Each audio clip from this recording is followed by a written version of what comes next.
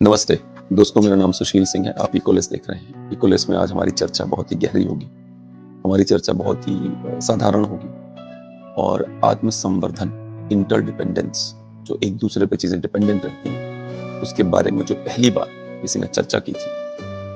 एक पीपल के पत्ते को देख के ये कहना कि मुझे इसमें पूरा ब्रह्मांड नजर आ रहा है, ये बात कही थी हम सभी के प्यारे हमारे भगवान बुद्ध ने कही थी।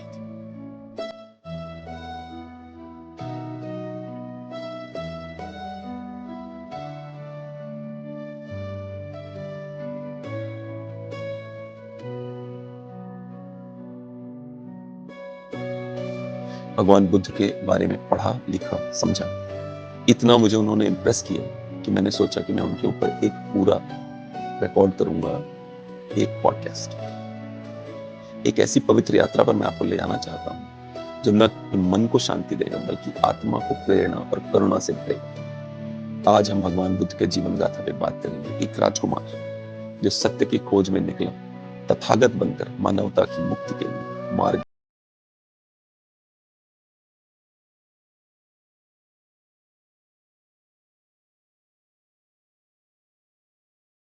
उन्होंने रोशन करते गए। आइए आपको बुद्ध की यात्रा की शुरुआत बताते हैं। सिद्धार्थ गौतम, शाक्य, क्षत्रिय और कपिलवस्तु का एक राजकुमार, भगवान बुद्ध। उनका जन्म का नाम सिद्धार्थ गौतम था। 6ठी शताब्दी ईसा पूर्व, लगभग 2500 साल पहले कपिलवस्तु के शाक्य वंश में जन्मे। वह हमेशा स्वयं को शाक्य, क्षत्रिय और कपिलवस्तु का राजकुमार कहकर संबोधित करते थे। जिससे भी मिलते थे वो अवश्य बताते थे कि वो शाक्य वंश के क्षत्रिय हैं और वो कपिलवस्तु के राजकुमार हैं। जो उनकी विनम्रता और जड़ों के प्रति उनका जो सम्मान है उसको दिखाता था। उनके पिता थे राजा शुद्धोधन, कपिलवस्तु के शासक। उनकी माता थी महामाया। सिद्धार्थ के जन्म के कुछ दिनों बाद महामाया जी का देहांत हो गया। सिद्धार्थ का पालन पोषण उनकी सौतेली माता महाप्रजापति गौतमी ने किया, जो उनकी मौसी भी थी। बाद में बौद्ध भिक्षुणी और संघ की प्रथम सदस्य, महिला सदस्य बनने वाली महाप्रजापति गौतमी ही थी। सिद्धार्थ का बचपन एक राजसी वैभव में बीता। युद्ध कला में, शास्त्र में, कला में निपुणता थी, टैलेंट था। जन्म से पहले माता ने एक स्वप्न देखा था और उस स्वप्न के बारे में जब उन्होंने पंडित जी से पूछा, पंडित जी ने उनकी माता जी को बताया कि आपका जो पुत्र है वो वैराग्य धारण करेगा। माता और पिता के चिंतित होने के बाद पंडित जी ने यह भी कह दिया कि बहुत बड़ा राजा भी बनेगा। पर अगर आप सिद्धार्थ गौतम की बात करेंगे तो युद्ध कला, शास्त्र, कला सब में बहुत अच्छा थे, बहुत अच्छा करते थे। युवा अवस्था में जब वो पहुंचे तो उनका विवाह यशोधरा नाम की एक लड़की से हुआ, जो करुणामयी नारी थी, बुद्धिमान थी। यशोधरा विवाह से पहले भी बहुत सारे लोगों की सेवा करती थी, गरीबों की सेवा करती थी। यशोधरा और सिद्धार्थ से एक पुत्र का जन्म हुआ जिसका नाम था राहुल।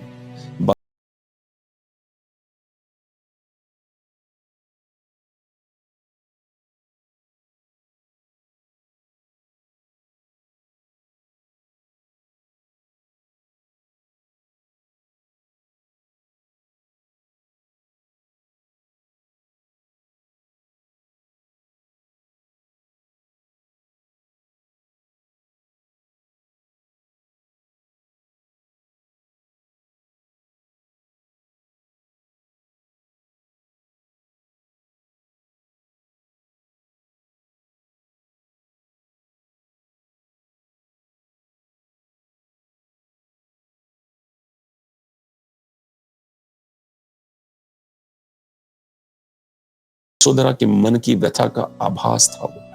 वो जानती थी कि सिद्धार्थ आज रात को संसार त्याग सकते हैं। उन्होंने चुपके से अपने विश्वास पात्र सेवक, जो सिद्धार्थ का विश्वास पात्र सेवक भी था, चन्ना को बुलाया और सिद्धार्थ के लिए उनका घोड़ा कंथक और वस्त्र, कंथक या कंतक वस्त्र तैयार करने को कहा। जब सिद्धार्थ रात के अंधेरे में यशोधरा और अपने पुत्र राहुल को देखने आए तो सिद्धार्थ को तो लगा कि यशोधरा सो रही है, परंतु यशोधरा सोने की एक्टिंग कर रही थी। उनको अपने पति के महान उद्देश्य को समझते हुए उन्होंने चुपचाप अपने आप को बलिदान कर दिया। यशोधरा की जो आंतरिक शक्ति और प्रेम है, उस तरह का प्रेम कलयुग में नहीं देखने को मिल रहा है। बाद में चल के यशोधरा भी भगवान बुद्ध की एक भिक्षुणी बनी और धम्म के मार्ग पर चली। भगवान बुद्ध जब वहां से निकले अपने घर से, रास्ते में आगे बढ़े तो उन्होंने, जब एक नदी पड़ती थी उनकी जो राज्य की सीमा की बार के पास नदी पड़ती थी, जब वो नदी उन्होंने घोड़े से पार करी चन्ना के साथ, चन्ना भी अपने घोड़े पे था। तो भगवान बुद्ध ने अपने केश काटे, अपने राजसी वस्त्र उतारे और चन्ना को दिए, अपनी मालाएं दी उतार।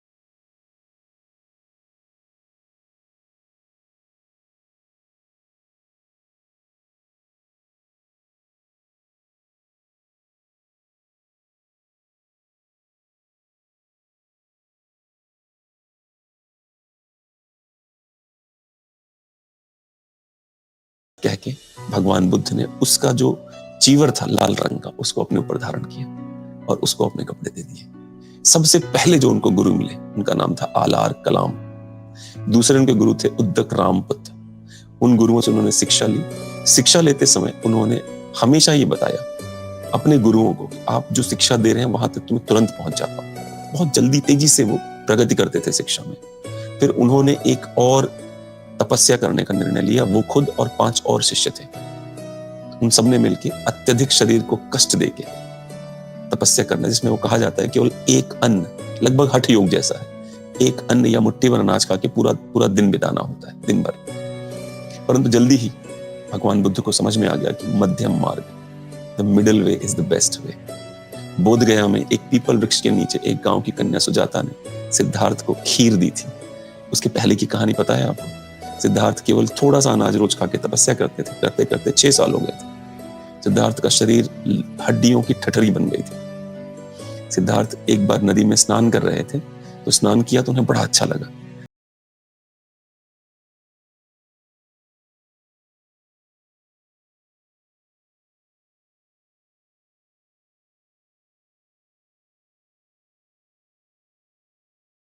गिर के बेहोश हो जाते हैं। वहां से एक लड़की थी सुजाता, जो वन देव को उसके माता पिता ने भोजन दिया था, विशेष रूप से उसकी माता ने, कि जाके वन देव को ये भोजन दे दो। तो सुजाता ने जैसे एक साधु को जमीन पे पड़ा हुआ देखा, वो जाती है, उनके होठों पे खीर का कटोरा लगाती है। भगवान बुद्ध कहते हैं, जब मैंने पहली बार उस मीठी खीर का टेस्ट लिया तो मुझे ऐसा लगा जैसे मेरी माँ, मेरा पूरा परिवार सब लौट आए उस सुजाता के चेहरे में। और फिर उन्होंने अपने आप से प्रश्न किया, क्या इसीलिए मैंने घर छोड़ा था कि मैं दोबारा से उसमें बन जाऊं? लेकिन जब मध्यम मार्ग पे भगवान बुद्ध पहुंच चुके थे, तो उन्होंने ये निर्णय लिया कि गांव के जो छोटे छोटे बच्चे हैं, इनके सहयोग से ही मैं संबोधि की तरफ बढ़ूंगा। भगवान बुद्ध उसी जंगल में रुक गए। यह खीर जो उन्होंने खाई थी, उस सिद्धार्थ की शारीरिक शक्ति को उसने पुनर्जन्म दे दिया। उस रात सिद्धार्थ ने गहरे ध्यान में प्रवेश किया। प्रलोभन और भय का सामना करते हुए उन्होंने सुबह के तारों के नीचे संबोधि प्राप्त किया। भगवान बुद्ध जब वो अपने मन के भय को समाप्त करना चाहते थे, तो वो जंगल की गहरी गहरी झाड़ियों में जाके घुस जाते थे, बैठ जाते थे, ताकि उनके मन से भय चला जाए, सांप का, बिच्छू का, बाघ का, शेर का। अपने मन से भय को जीतने के लिए वो बार बार इस तरह के कर्म करते। जब वो संबोधि के लिए बैठे थे, तो उन्हें पता था अब मैं किसी भय, सभी भयों को मैंने विजय प्राप्त कर लिया। जब वो संबोधि सुबह हुई तारों की छांव में, जैसे ही संबोधि मिली, वैसे ही सिद्धार्थ से वो बुद्ध बन गए। और ये बुद्ध नाम जो है, वो भी वो जो लड़की है सुजाता, उसने कहा कि प्रभु आप एक जागृत पुरुष हैं, आपका नाम बुद्ध होना चाहिए। सुजाता और उन बच्चों की साधारण भेंट बुद्ध के इस नाम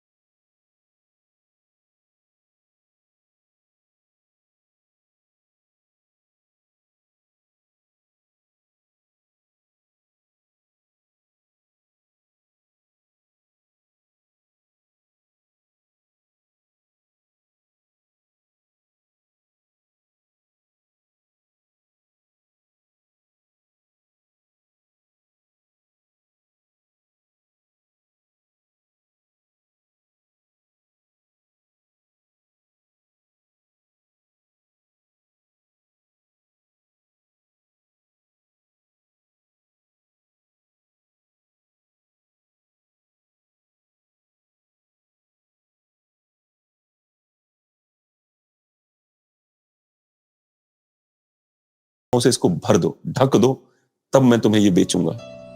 उसने मजाक में कहा। सुदत्त को लगा भाई ये सीरियस है। सुदत्त ने खचड़े, बड़े बड़े ऐसे छकड़े होते थे, बैलगाड़ियां, उस पे भर भर के सोना गया। जब आधा से ज्यादा वो भर गया, जो उसका जेतवन था, आधा से ज्यादा जब वो भर गया, तो अचानक से राजकुमार जेत को पता चला कि सुदत्त तो मजाक को सीरियसली ले रहा है। लेकिन राजकुमार जेत को ये भी एहसास हुआ, आखिर कौन है ये भगवान बुद्ध, जिसके लिए ये व्यक्ति इतना पागल है। तो उसके बाद जेत ने और अधिक मुद्राएं नहीं ली, उन्होंने आधे में ही कहा कि नहीं, ये वन आपका हुआ। इस प्रकार से अनाथ पिंडक सुदत्त ने भगवान बुद्ध के लिए जेतवन को खरीदा। जब इस तरह की बातें बार बार राजा प्रसेनजीत के पास जाती थी, या कौशल के राजा थे वैसे, वो राजा प्रसेनजीत, और उनके पुत्र के पास, उनकी माता के पास, तो वो सब के सब अंत में भगवान बुद्ध के पास आते हैं जेतवन में और उनसे दीक्षा लेते हैं। एक बहुत बड़ी कहानी सुनी होगी आपने अंगुलीमाल की, जो लोगों को मार के उनकी अंगुलियां काट लेता था। एक बार सुबह राजा बिंबिसार अपने अच्छी खासी सेनाओं को लेकर निकल रहे थे, भगवान बुद्ध वहीं से जा रहे थे। तो राजा बिंबिसार ने भगवान बुद्ध को देखा और नमन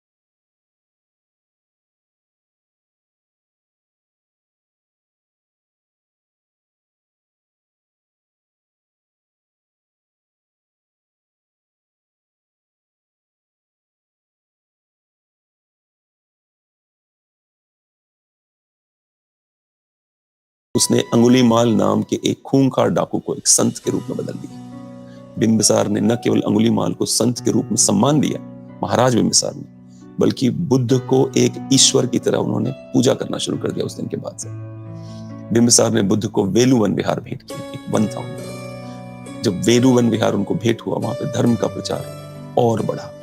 धर्म जब मैं कह रहा हूं, मैं धम्म की बात करूं, जब भगवान बुद्ध से कहते थे। कहानी बुद्ध की उस शक्ति का है जो कठोर से कठोर हृदय को पिघला देती है। उनके अंदर जागृत उनकी आत्मा का है, उनके अंदर उनकी करुणा का है, उनके प्रेम का है। भगवान बुद्ध एक ऐसे संत थे, एक ऐसे, मैं बार बार भगवान इसलिए कह रहा हूं क्योंकि वो सच्चे भगवान थे। भगवान बुद्ध के एक शिष्य थे, मान्य सारीपुत्र। मान्य सारीपुत्र एक बार भगवान बुद्ध के पास आए, उन्होंने कहा कि मेरी माता बहुत बीमार है, मैं चाहता हूं कि मैं उनकी सेवा करूं।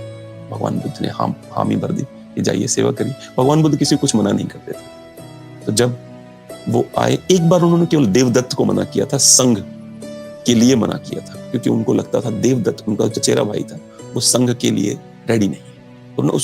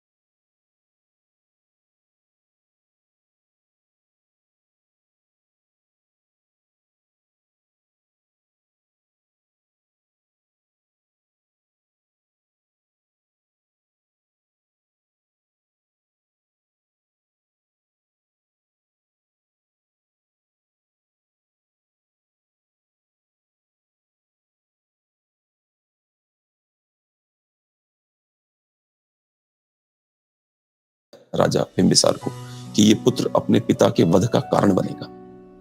जब वो बता के वहां से निकला तो उसकी पत्नी ने बोला कि, और यहां तक कि मंत्रियों ने बोला कि इस पुत्र को गिरा देते हैं, इसकी हत्या कर देते हैं गर्भ में। पर महाराज बिंबिसार ने कहा नहीं, मैं अपने पुत्र की हत्या कभी नहीं करूंगा। और ऐसा क्या है कि बीच में एक बार ये भी हुआ, वैदेही उनकी पत्नी का नाम था महाराज बिंबिसार की। वैदेही ने महाराज से कहा कि मेरा मन करता है मैं आपका खून पी लूं, जब वो अजातशत्रु उनके पेट में था। और एक बार राजा की उंगली कटी तो वैदेही ने जिद करके उंगली का खून भी पिया। तो लक्षण शुरू से थे कि अजातशत्रु ऐसी हरकतें कर सकता है। सिंहासन की लालसा में उसने बिंबिसार को कैद कर लिया। बिंबिसार उसकी कैद में पड़े रहे महीनों। उसका यह था प्लान कि पिताजी को खाने को ही नहीं देंगे, भूखे मर जाएंगे। जब वैदेही रानी जो थी, जब वो जाती थी बिंबिसार से मिलने के लिए, तो बालों में चावल चावल के गोल करके चुरा के ले जाती थी। तो जब अजातशत्रु को पता चला कि ये मर नहीं रहे हैं उसके पिताजी, तो उसने वो चावल पकड़वाए, कौन कैसे जिंदा है। पता चला उनकी माँ चावल छुपा के ले जा रही है। उसके बाद जब दोबारा पता चला, जब फिर पता चला,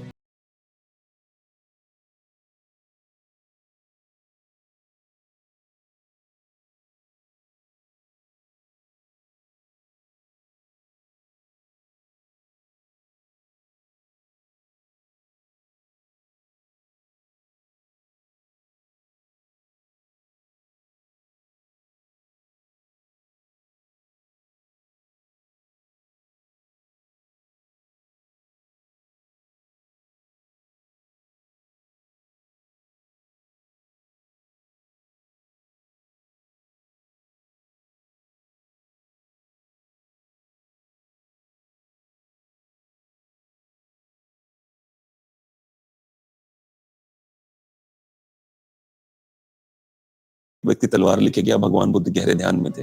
तो उस व्यक्ति तलवार लेके गया, भगवान बुद्ध ने आंखें खोली तो उसने तलवार रख के उनके हाथ जोड़ लिए कि मैं आपको कभी कुछ नहीं कर सकता प्रभु। इसी प्रकार से एक बार भगवान बुद्ध किसी पर्वत पे खड़े थे, वहां ऊपर से किसी ने पत्थर ढुलका दिया, भगवान बुद्ध का पैर जो है वो खूना कच्चा हो गया। तो इस तरह से उनपे इसी अजातशत्रु ने और देवदत्त ने मिलकर हमले करवाए थे। और जब वो अजातशत्रु भगवान बुद्ध की शरण में पहुंचा तो भगवान बुद्ध ने उसे कहा, बुद्धम शरणम गच्छामि, धम्मम शरणम गच्छामि, संघम शरणम गच्छामि।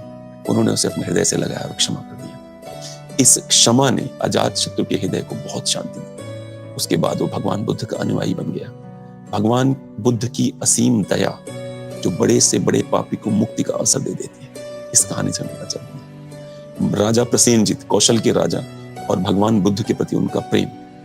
राजा प्रसेनजित जब वृद्ध हो रहे थे तो एक बार भगवान बुद्ध के पास आए, 3 रथ लेके आए थे। तीनों रथों में से एक रथ पे वो, बाकी दोनों रथ बाहर छूट गए थे, उनका भी रथ था। तो उतर के वो भगवान बुद्ध के पास गए, क्योंकि वो कभी भगवान बुद्ध के समक्ष ना वो हाथी पे जाते थे, ना घोड़े पे, ना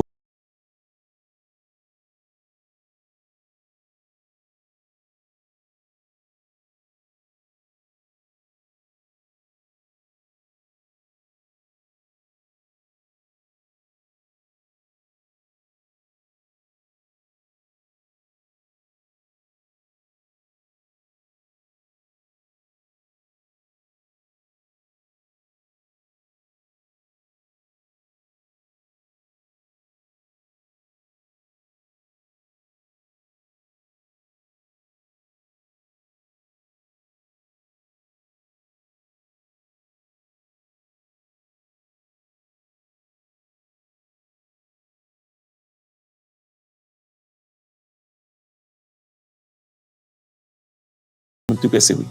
महाराज प्रसेनजीत जब वहां से, जो याद मैंने कहा 3 रथ लेके आए थे, तो तीनों रथों में से एक रथ उनका, जब वो बाहर निकले तो उन्होंने देखा उनका सारथी और रथ तो वहीं पे है, बाकी के 2 रथ गायब है। तो उन्होंने सारथी से पूछा, तो सारथी ने बोला कि महाराज आपके खिलाफ षड्यंत्र हुआ है। जो हमारे साथ मंत्री आया था वो मंत्री रथों को लेके गया है और वो आपको सत्ता से हटा के युवराज को राजा बनाना चाहता है। कौशल की बात कर रहा हूं।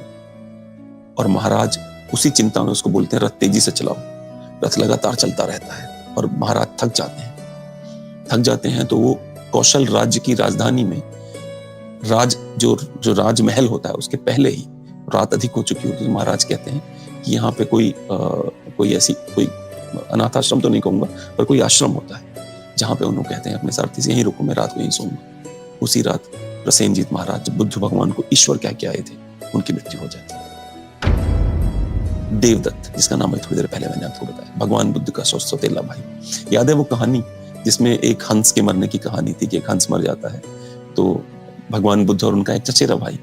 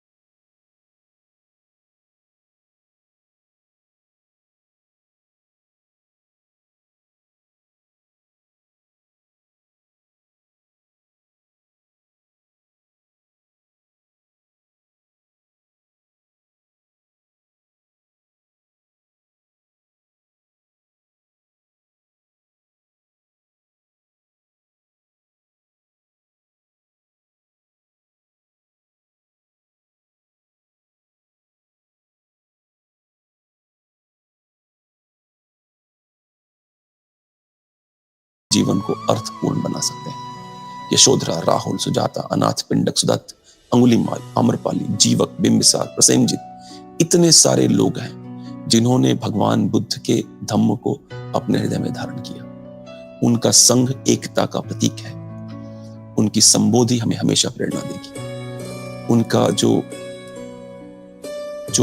प्रेरणा भी है उनकी संबोधि की, हमारे मनों के भीतर आज भी है। हम हिंदुओं ने भगवान बुद्ध को भगवान विष्णु का अवतार माना है। मैं आपसे यही कहूंगा कि भगवान विष्णु के बाकी अवतार भी हैं, उसके अपने अपने रूप हैं। ये जो अवतार है भगवान विष्णु का, वो अपने आप में इसकी छटा बहुत निराली है। भगवान बुद्ध ने, मैं कह तो रहा हूं, उन्होंने एक ऐसे जीवन को व्यतीत किया, हर चीज सम्यक देखा, सम्यक सोचा, और एक ऐसे जीवन को व्यतीत किया जहां पे उनका पूरा ध्यान इस बात पे था कि संघ, धम्म और संबोधि। आज के लिए इतना ही। मुझे बहुत अच्छा लगा ये पवित्र एपिसोड आप लोगों के लिए बनाने के लिए। अगले एपिसोड में हम जरूर मिलेंगे। तब तक के लिए बहुत बहुत धन्यवाद। लाइक और सब्सक्राइब करना मत भूलिएगा।